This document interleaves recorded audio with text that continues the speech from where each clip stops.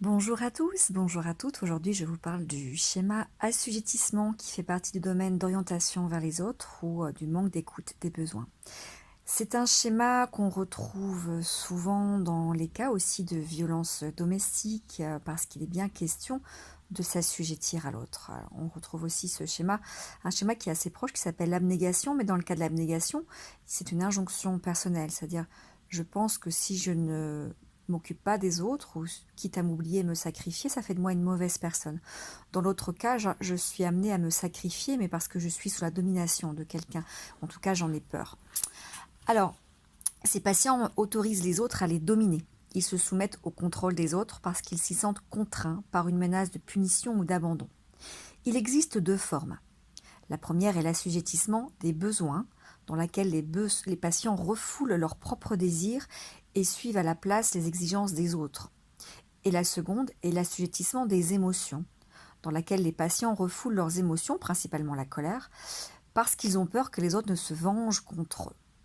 Ce schéma implique que les besoins et les émotions personnelles du sujet n'ont pas de signification et sont sans importance aux yeux des autres.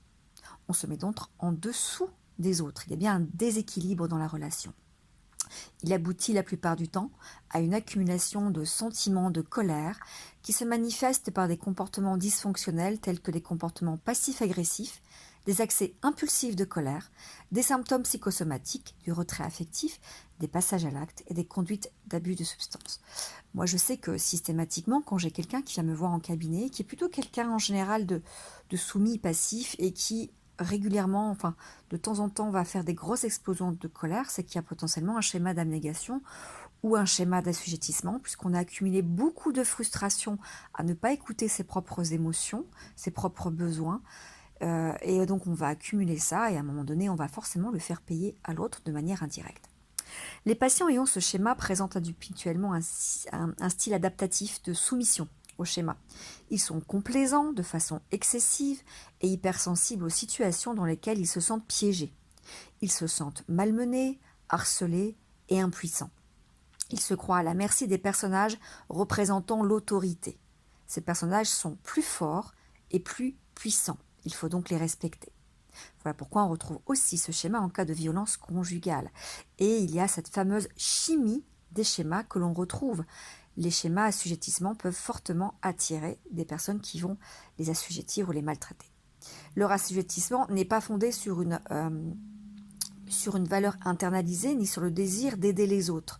Il est en fait fondé sur la crainte d'une vengeance.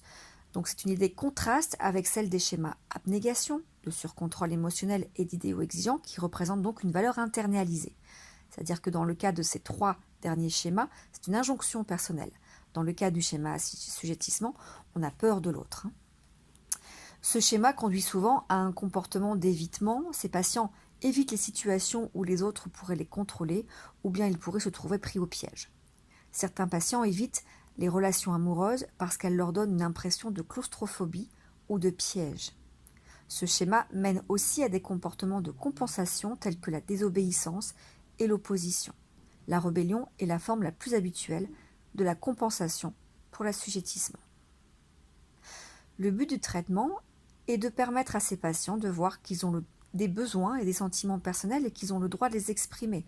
Donc, autant vous dire que vous avez autant de valeur que la personne qui est en face de vous, et parce que vous avez autant de valeur qu'elle, vos besoins, vos droits, votre opinion, vos émotions sont entendus et ont autant de valeur que la personne qui est en face de vous.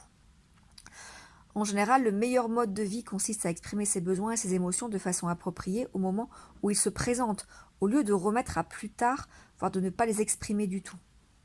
Il est normal d'exprimer ses besoins et ses sentiments dans la mesure où excusez-moi, je suis un petit peu perdue dans la mesure où se fait de façon appropriée et les gens normaux ne se vengeront pas contre vous, si les patients agissent ainsi. Les gens qui répondent de façon constante par un sentiment de vengeance lorsqu'ils expriment leurs besoins et leurs sentiments ne sont pas des personnes intéressantes à choisir pour des relations intimes. Nous incitons les patients à entrer en relation avec des gens qui les autorisent à exprimer leurs besoins et leurs sentiments normaux et à éviter les relations avec des gens qui ne le font pas. Et effectivement, au niveau comportemental, il sera très important de bien choisir son partenaire et de ne pas choisir un partenaire qui donne peut-être cette illusion de puissance, de réassurance, mais qui va aussi plus facilement vous assujettir. Donc ce sera vraiment important de rentrer en relation avec des personnes qui vous autorisent à exprimer vos besoins. Voilà pour le comportement d'assujettissement.